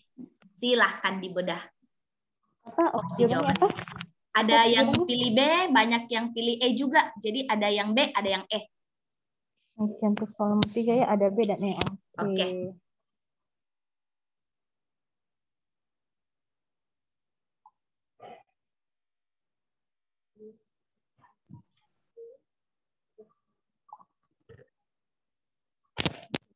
Nah, sekarang ini kan teman-teman soalnya panjang sekali ya. Sakit kepala terlihat itu pasti yang dicari itu. Nah, jadi kalau mau lihat dari kata sini mungkin padahal pelayanan rekan Anda sebelum seseorang tersebut datang tampak ramah dan melayani. Anda segera menanyakan kepada rekan Anda mengapa pelayanannya berubah hanya pada seseorang tersebut. Rekan Anda menjawab, seseorang tersebut tidak sealiran dengan dia. Sikap Anda pada peristiwa tersebut. Nah, di sini sudah dijelaskan ya, Samantha tidak melayani orang tersebut karena dia beranggapan bahwa orang tersebut tidak sealiran dengan dia. Oke, jadi cari opsi jawaban yang tidak sepakat ya dengan sikap teman tersebut itu karena dia sudah melakukan perbedaan. Seperti yang dikatakan bahwa tidak boleh ada perbedaan ya. Nah, kita baca option B, mengambil alih pelayanan pada roket 2 yang dijaga rekan Anda dan melayani orang tersebut dengan ramah dan sepenuh hati. Oke, bisa jadi. Dan ada E, memanggil seseorang tersebut dan menginstruksikannya untuk pindah ke loket 1 untuk Anda berikan pelayanan. Nah, kira-kira teman-teman bagus yang mana? Kita panggil itu orang terus kita langsung layani orang tersebut. Nah, kan kita mintakan kondisi seharusnya adalah kita yang langsung memberikan pelayanan kepada orang tersebut. Jadi A, B 5, E itu 4.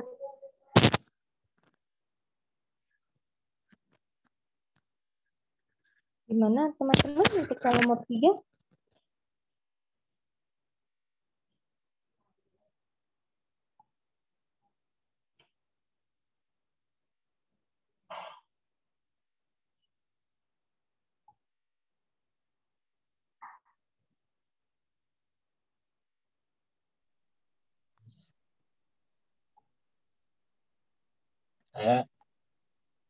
Bagaimana Miss Dian? Apakah ada yang ditanyakan oleh siswa? Tidak ada Miss. Tidak ada Miss, langsung saja. Oke, kalau gitu saya akan langsung ke soal nomor 4 ya. Nah, teman-teman, silakan diperhatikan di soal nomor 4. Kita dari opsi lagi ya. Nah, tindakan tidak memiliki smartphone hingga anak Anda berusia 18 tahun. Gimana ini teman-teman? Konsepnya ideal tidak? Ideal kira-kira? Enggak ya? Karena kita membatasi. Nah, kemudian B, menanamkan semangat kebangsaan dan toleransi. Oke, ini bisa jadi. Oke, kita baca C, selektif dan memilih teman bermain dengan kepada anak Anda. Ini tidak tepat teman-teman ya. Kemudian D, membatasi fitur-fitur smartphone anak Anda agar tidak mengakses konten radikalisme. Oke, ini bisa jadi. Tapi kira-kira teman-teman untuk konsep D ini ideal kira-kira untuk dilakukan? Ini kurang ideal ya. Ini bagus tapi kurang ideal teman-teman ya karena membatasi fitur-fitur smartphone. Nah, sedangkan kalau kita berpikir secara idealnya, smartphone itu kan fiturnya sudah ada memang dari produksinya gitu. Oke, selanjutnya ada E, memberikan pemahaman agama yang baik dan benar secara moderat dan damai. Oke. Nah, ini ada 2 opsi jawaban. Otomatis kalau begini teman-teman, benarnya skor 4 dan 5 nih. Tapi kalau mau kita dapat skor 5-nya, bisa sih baca soal. Baca soalnya itu dari bawah saja. Kan nggak mungkin kita baca dari sini tuh karena ini pernyataannya. Jadi kita baca di kalimat sebelumnya, yaitu di sini. Di tengah perkembangan zaman di mana aliran informasi menyebar dengan cepat melalui platform media sosial, upaya Anda untuk membentengi anak Anda berarti upaya untuk membentengi. Nah, berarti ada hal yang harus kita lakukan nih. Kalau B menanamkan semangat, itu kan enggak, bukan dalam konsep membentengi ya, itu lebih kepada memberikan motivasi. Jadi otomatis yang paling yang membentengi itu memberikan pemahaman. Jadi E5, B4.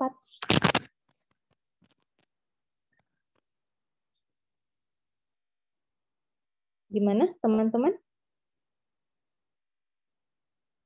Gimana Miss Dian untuk soal nomor 4? Ada yang mau ditanyakan? Aman, Miss. Bisa dilanjut. Aman, Miss. Oke, saya lanjut lagi ya ke soal nomor 5. Nah, di soal nomor 5, teman-teman. Nah, ini kan soalnya agak panjang lagi tuh. Kita analisa lagi opsi jawabannya. Karena biasanya tuh ada orang, kalau dikasih trik, dia bilang, tapi di sini nih kasih kerjakan soal yang pakai trik dengan tidak. Nah, sekarang saya kerjakan lagi soal nomor 5 ini agak panjang juga. Kita baca option A lagi. Ketika menjauhi rekan. Nah, ini kan tidak mungkin teman-temannya, konsepnya tidak baik ya. Nah, jadi kita coret, jangan kita jawaban itu. Karena kita menjauhi. Nah, kalau kita menjauhi, kita radikal kan? D. Mengajak diskusi tentang Pancasila dan merasakan kerja tersebut tercerumus kembali dalam organisasi terlarang. Oke, ini bisa jadi ya.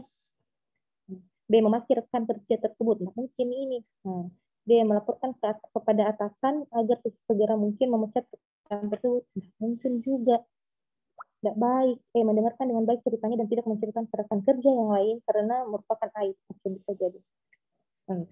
Ada dua opsi jawaban yang ada opsi jawaban yang bisa kita gunakan. Ada opsi jawaban yang bisa kita gunakan di sini ya, ada B dan E. Karena kenapa? B dan E itu konsepnya agak baik dan mencerminkan yang namanya sikap radikalisme ya, anti radikalisme. Nah, kita lihat di sini bagusan yang mana kita lakukan ketika ada teman tak yang menunjukkan sikap radikal. Kenapa saya bilang seperti itu? Karena semua opsi jawabannya menunjukkan bahwa teman kita ini melakukan sikap radikal. Yang ditanyakan bagaimana cara kita menangkal atau menghadapi teman atau rekan kerja yang memiliki sikap radikal. Nah, kalau mau baca soal, kita bahas soalnya. Nah, kita bisa baca dari sini. Namun, ia sekarang sudah tidak lagi terlibat karena menyadari berbahayanya organisasi tersebut. Nah, apa yang kita lakukan? Apa yang kita lakukan ketika kita menemukan teman yang pernah terjebak dalam organisasi yang berbahaya? Tidak mungkin ya kan? E itu 4, B itu 5. Karena kenapa? Dia bilang mengajak diskusi tentang Pancasila dan merangkulnya. Kita rangkul kembali karena kenapa? Di dalam soal dia sudah menyatakan bahwa dia sudah menyadari berbahayanya organisasi tersebut. Oke, gimana teman-teman? Miss mau tanya. Ya, silahkan. Miss, kenapa bukan E? Kan di soalnya dia sudah sadar nih, Miss. Jadi tidak perlu diajak diskusi lagi, Miss. Tapi kan kenapa bukan E? Dia bilang sini mendengarkan dengan baik ceritanya dan tidak menceritakan ke orang lain karena aib. Konsepnya bagus tidak ini? Aib kira-kira ketika orang memiliki paham radikalisme? Bukan, Ji. Nah, dia mengajak diskusi tentang Pancasila dan merangkulnya. Jangan berorientasi sama kalimat pendeknya saja. Gini teman-teman, kesalahan fatal kebanyakan orang ketika mengerjakan soal PKP itu dia cuma baca setengah-setengah. Dia cuma baca di kalimat awalnya, dia tidak membaca di kalimat selanjutnya. Nah, coba baca secara keseluruhan, mengajak diskusi tentang Pancasila dan merangkul rekan kerja tersebut yang tercerumus kembali dalam organisasi terlarang. Biar dia tidak masuk lagi dalam lingkaran atau organisasi yang terlarang tersebut gitu. Gimana? Oke, Miss, lanjut. Paham. Oke. Bagaimana untuk Miss Dian? Apakah masih ada yang ingin ditanyakan? Tidak ada, Miss. Aman. Aman ya. Oke. Selanjutnya soal nomor 6. Nah, ini soal nomor 6 panjang juga ya. Nah, kita lihat dulu. Kita langsung analisa saja dulu opsinya. Kita analisa opsinya. A. Menolak dengan halus instruksi pimpinan karena takut kehilangan followers. Ini tidak mungkin, teman-teman. Karena kalian melakukan tindakan karena kalian tahu kehilangan followers yang sudah jumlahnya ratusan ribu. Sebab konten yang dibuat jauh berbeda dengan yang diinginkan oleh followers. Itu kurang tepat ya teman-teman ya. Kemudian B, menerima instruksi pimpinan dengan menyampaikan bahwa tidak bisa dengan cepat memposting konten anti radikalisme karena membutuhkan waktu untuk mempelajari konten tersebut. Oke, ini bisa jadi. C, melaksanakan instruksi pimpinan dengan menyampaikan syarat bahwa akan membuat akun sosial media baru khusus konten anti radikalisme. Oke, ini bisa jadi juga. Ada C, menerima. Sama jujur otomatis kita gugurkan. D, menerima instruksi pimpinan menerima instruksi pimpinan sembari mengajukan proposal untuk permintaan tambahan kuota internet. Kalau kita baca ini kurang tepat tah teman-teman tah. Oke. Untuk E itu kurang tepat ya teman-temannya karena dia bilang sini menerima tapi dengan syarat ada penambahan kuota. Kemudian ada E, melaksanakan instruksi pimpinan dengan segera mungkin belajar untuk membuat postingan anti radikalisme dan berusaha mengintegritaskan dengan postingan pendidikan. Nah, tadi sudah kita baca B, C, D, dan E. Tadi ada opsi jawaban yang mirip-mirip dengan C, dengan E toh. Nah, yang mirip-mirip dengan E itu adalah yang mirip-mirip dengan E itu yang mana teman-teman? Charlie ya. Otomatis ini 4 dan 5. Bagaimana cara menentukan 4 dan 5-nya? Kita lihat di soal. Nah, di soal itu kita bacanya jangan nih sampai atas sekali. Nah, cukup di sini. Namun di sisi lain berarti ada kondisi, kan sudah ada namanya di sisi lain toh, berarti di sisi yang satunya itu kita diminta untuk memberikan postingan atau atasan tak meminta kita memberikan postingan tentang radikalisme. Namun di sisi lain Anda belum pernah sekalipun membuat postingan seperti yang diinstruksikan. Nah, apa yang kalian lakukan? Sikap apa yang akan kalian lakukan ketika ketika atasan Anda meminta Anda untuk memposting sesuatu hal yang belum pernah kalian lakukan? Apakah melaksanakan instruksi dengan menyampaikan syarat bahwa akan membuat akun sosial atau mempelajari? Otomatis mempelajari ya. E5, C itu 4.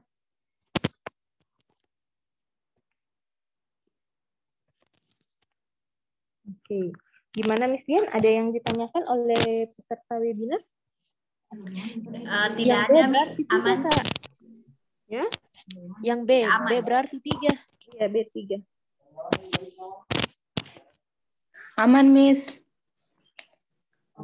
Aman ya? Aman teman-teman? Aman, Miss. Jadi tadi buat teman-teman yang minta trik dan tips itu, triknya seperti tadi saja. Kita baca opsinya dulu, kita eliminasi berdasarkan indikator skor 5, yaitu cari opsi jawaban yang baik dulu, kemudian ideal, kemudian yang menghasilkan solusi. Nah, ketika sudah ada itu, silakan teman-teman baca soalnya. Karena ketika teman-teman sudah eliminasi, akan gugur itu skor 1 dan 2, sisa 4 dan 4, sisa 5, 4, dan 3. Nah, untuk menganalisa lebih mudah, skor 3 itu teman-teman konsep yang dimana bisa dilakukan dan bisa tidak. Dalam artian bahasanya itu kadang-kadang. Kalau pernah baca opsi jawaban terus kita bilang bisa jadi itu nih.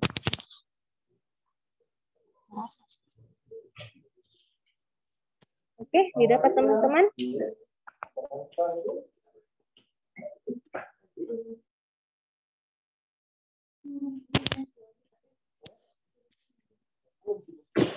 Ini sekali, oke. Gimana teman-teman? Oke, boleh dilanjut, Miss? Oke, kita lanjut soal terakhir ya teman-teman ya. Gimana, Miss?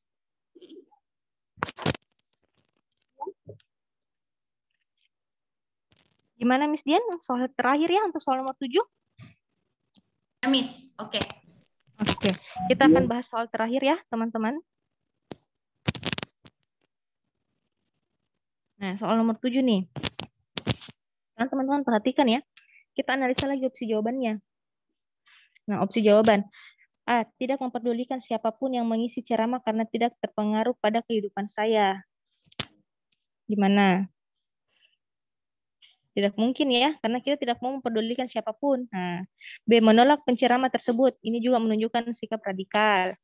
C. Mendukung hasil rapat tersebut terhadap penceramah supaya terlihat satu suara. Ini juga kurang tepat.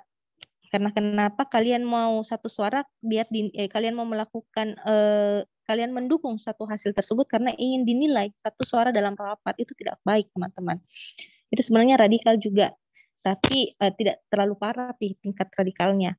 Kemudian delta mendukung karena pentingnya pemahaman moderasi dan dalam beragama di lingkungan masyarakat. Oke, ini bisa ya. Nah, kita baca DE. Mendukung karena penceramah tersebut sudah saya kenal, ini tidak mungkin. Nah, kelihatan kan langsung D5. Gimana, Miss Dian? Oke, hebat-hebat ya peserta kita hari ini karena rata-rata jawabannya itu selalu benar, selalu dapat poin 5. Masya Allah. Oke, saya rasa seperti ini mungkin untuk pembahasan soalnya ya, Miss Yuyu. Iya. Oke. Sebelum kita tutup, mungkin ada pertanyaan dari kawan-kawan, 1-2 orang bisa? Oke, bisa dikembalikan, Miss, ke screen utama, boleh? Oke. Iya, ada pertanyaan dari Mr. Ical, Miss Yuyu, dari ke-7 soal. Dari ke-7 soal yang dikerjakan, apakah semua masuk dalam kategori mods, lots, atau hots, Kak? Jadi mungkin lebih ke kategori soalnya, Miss. Oke, ini combine. Dia combine jenis soalnya. Ada yang hots, ada yang mods, ada yang lots.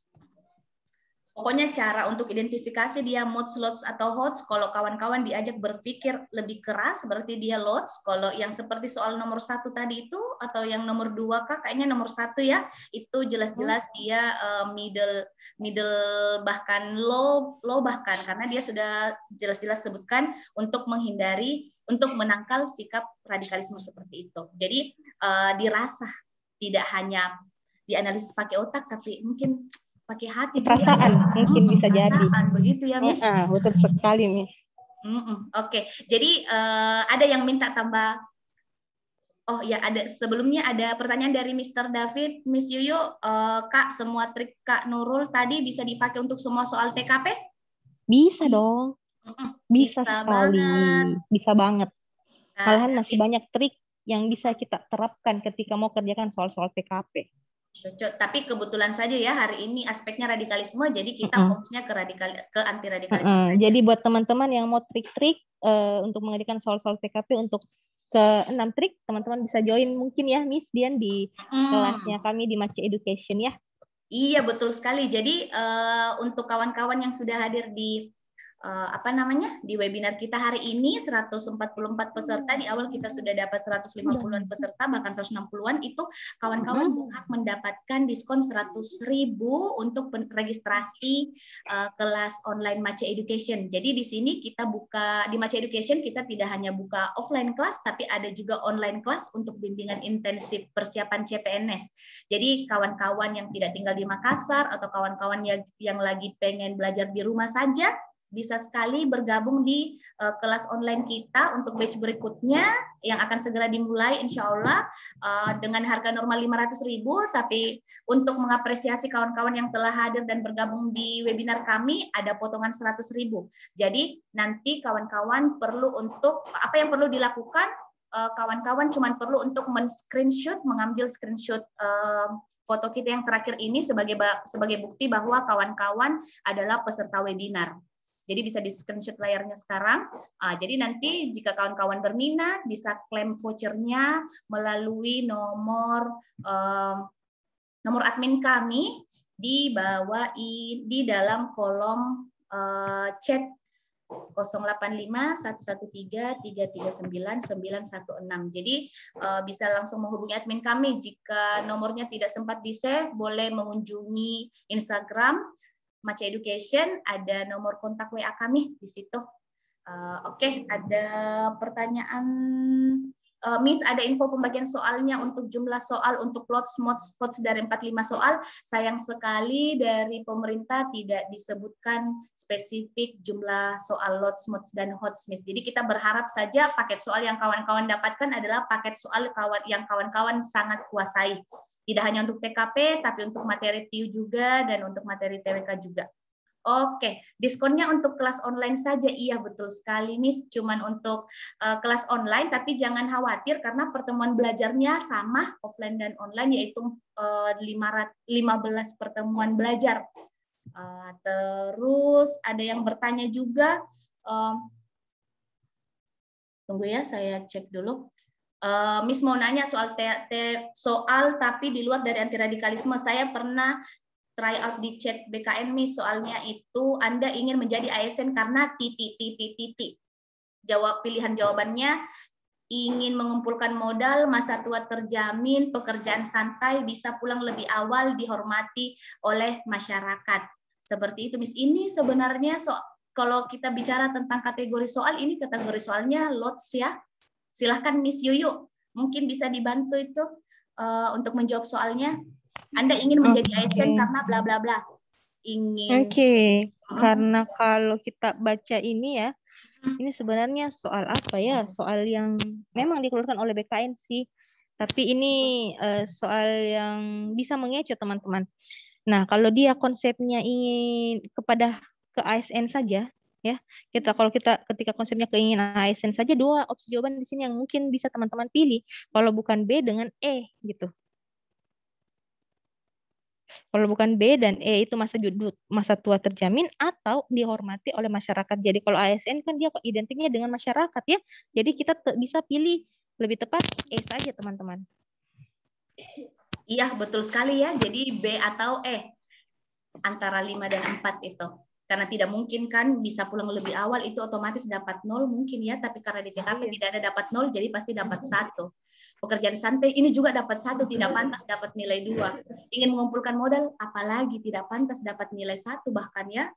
Oke, saya rasa sudah cukup kawan-kawan, dan informasi terkait kelas kami, jika ada yang tertarik, sekali lagi bisa menghubungi WA kita di nomor yang saya bagikan di kolom chat, dan juga untuk teman-teman yang hadir hari ini dan ikut di webinar, saya harapkan kawan-kawan bisa mengisi survei kami. Jadi ada ini ya, ada survei yang perlu diisi. Jadi isinya itu aman saja seputar bagaimana kualitas dari webinar kami. Jadi kami mohon kawan-kawan bisa mengisi surveinya karena sangat kami perlukan untuk pengembangan kegiatan webinar kita di masa depan. Jadi boleh kawan-kawan klik link di sini.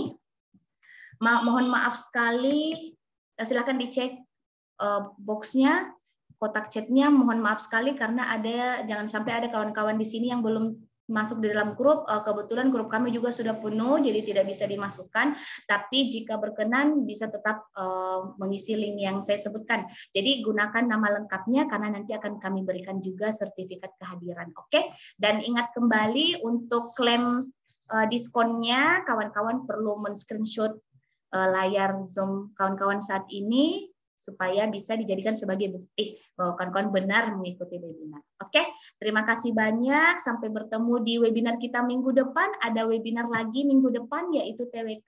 Nanti kami akan publikasikan di sosial media Maca Education, jadi jangan sampai ketinggalan.